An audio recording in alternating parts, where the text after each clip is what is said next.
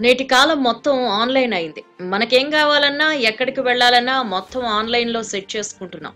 చెల్లింపుల విషయంలో కూడా ఆన్లైన్ అయింది. అగ్గిపెట్టె దగ్గర నుంచి అన్ని ఆన్లైన్‌లోనే కొనుగోలు చేస్తున్నాం.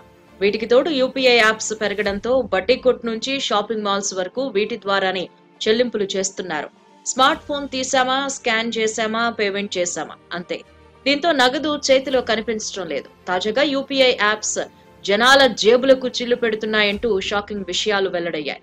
Indraprastha institute of information technology Delhi అనే సంస్థ భారతదేశంలో యూపీఐ చెల్లింపులపై చేసిన అధ్యయనంలో షాకింగ్ విషయాలు బయటకొచ్చాయి.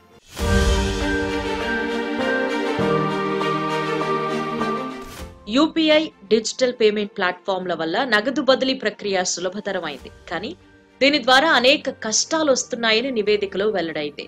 ఈ డిజిటల్ పేమెంట్స్ వల్ల డబ్బు ఖర్చు చేయడంలో ప్రజలు కంట్రోల్లో లేరని షాకింగ్ విషయాలు వెలుగులోకి వచ్చాయి. గత 5 ఏళ్లుగా ఈ ధోరణి మరింతగా పెరిగిందని తేలింది. ఒకప్పుడు బయటకు వెళితే సరిపడా డబ్బులు తీసుకువెళ్లేవాళ్లం.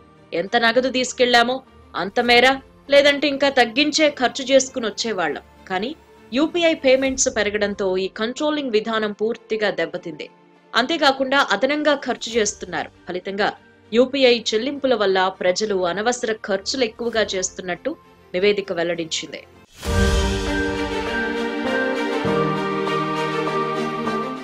యూపీఐ ఇతర డిజిటల్ చెల్లింపు పద్ధతులను ఉపయోగించడం వల్ల భారతదేశంలో 75% మంది ప్రజలు ఎక్కువ ఖర్చు చేశారని వెల్లడైంది. సర్వే ప్రకారం దాదాపు 81% మంది వ్యక్తులు రోజువారీగా యూపీఐ యాప్స్ ద్వారా లావాదేవీలు చేస్తున్నట్టు వెల్లడించారు. అలాగే యూపీఐ వల్ల చెల్లింపులు సులభతరంగా మారాయని 91.5% మంది ప్రజలు వెల్లడించారు. ఇదే క్రమంలో వ్యక్తులు యూపీఐ ద్వారా సగటున రోజుకు 200 ఖర్చు చేస్తున్నట్టు వెల్లడైంది. యూపీఐ యాప్స్ వల్ల ప్రయోజనాల సంగతి మాటాటుంచితే జనాల చేత విపరీతంగా ఖర్చు చేయిస్తూ జేబుకు చిల్లు పెడుతున్నాయని నివేదిక వెల్లడించింది.